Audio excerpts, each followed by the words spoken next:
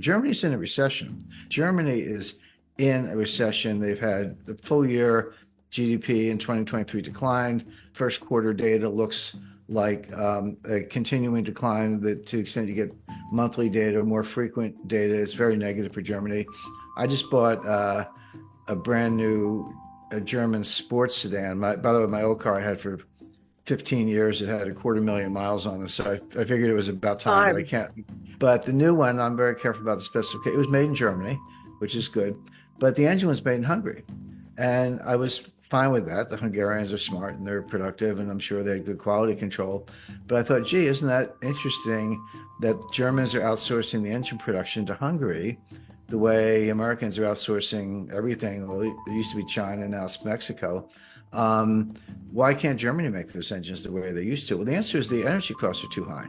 And Oh, the two biggest industries in Germany are chemicals and oh, automotive manufacturing, and they're both very energy intensive. Leave aside the fact that you're making internal combustion engines, it just takes a lot of energy to run those factories, and they're outsourcing everything because the internal energy costs are too high. Well, they're the ones who, if not directly, certainly with NATO, blew up the Nord Stream pipeline. So what do you expect? And then again, on an even bigger platform, bigger frame, the U.S. economic sanctions on Russia because of the war in Ukraine. hmm. And again, if you're in a war, economic sanctions on your enemy are not unusual. But I teach a seminar on financial warfare at the U.S. Army War College, and it's a kind of a handpicked class, 12 or 13 students. And when I did the class in 2022, it was in April, and it was right after the war began. And I said, let me tell you what's going to happen. We had already put a lot of sanctions on, but there were new ones coming out every day, like almost every day. I said, here are the sanctions, here are the legal authorities. We froze their accounts, we banned their exports of strategic metals, we banned their exports of oil and natural gas, we banned imports to Russia of technological equipment, et cetera, et cetera. And I remember Biden screaming, we're going to destroy the ruble, we're going to sink the ruble, et cetera. And I said, none of this is going to work. Not only will it not slow down the Russian economy, it will actually boomerang and hurt us, meaning the Western Europe and the United States, more than it hurts the Russians.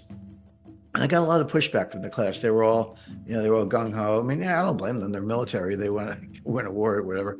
But I said that's it's not political. I said I can just tell you that's what's going to happen. The people in charge of it, Wally Adeyemo, who's the deputy secretary of the Treasury, let alone Janet Yellen, who's completely clueless. She's our Treasury secretary.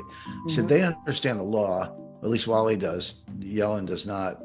But they don't understand economics. They don't understand how easy it is to work around sanctions, how Yeah. easy it is to use import substitution, et cetera. So anyway, so I taught the class again last spring. I guess my next one will be coming up in a couple of months. But in the, pardon me, the spring of 2023, I taught the class. I said, let me tell you what I taught last year's class. And I kind of went down the list. And I said, and I was right about everything. I Wow. was right that the sanctions wouldn't work. I was right that they would boomerang. Today, the biggest problem in the Russian economy is a labor shortage. That economy is booming. It grew about 5% in the fourth quarter of 2023. The ruble is stable. It had the big dip, and then it came all the way back, and then it was stable for the better part of a year. Over a year, went down a little bit, but not a lot. That had to do with oil prices. If they have an economic problem, they have a little bit of inflation, which means your economy is running hot. So Vera Nabiullina, who's the head of the Central Bank of Russia, I say she's the only central banker in the world who actually knows her job. She raised interest Wow. rates a little bit just to cool it off. But they Yep. have labor shortages. And one of the reasons they have labor shortages is not only did they put the economy on a complete war footing, but so many people are enlisting in the military that they can't get workers Right. in their 20s. I mean, this is the myth in the West, what you would read in the Sydney and Melbourne newspapers, or the Financial Times, or the Economist, the New York Times, Washington Post, et cetera, is Russia, the troops the morale is low, they're poorly trained, their officers are all sitting around drinking vodka, they don't have a doctrine, military doctrine, et cetera. They're all lies. Every single one of those things is a lie. The fact is, they're winning the war. They're advancing on the entire battle line from Avdiivka to Kupiansk, and Liman and a number of Bakhmut and a number of other points in between. They're advancing, but the Russians take their time. All you have to do is look at the Eastern Front in World War II. I mean, Yeah. there were get the number right, 20 million people killed in combat, and I think another 10 million civilians. But the Germans came in and they killed 5 million Russians. And the Wehrmacht said, "Okay, we're on the outskirts of Moscow. We've taken Stalingrad. We've surrounded Leningrad. We've today's St. Petersburg. We killed 5 million Germans, or sorry, 5 million Russians. But then the Russians came back with 5 million more, and then 5 million more. In other words, the Wehrmacht and the German intelligence had no idea quite what they were dealing with in terms of Russia's ability to mobilize, and that's still true.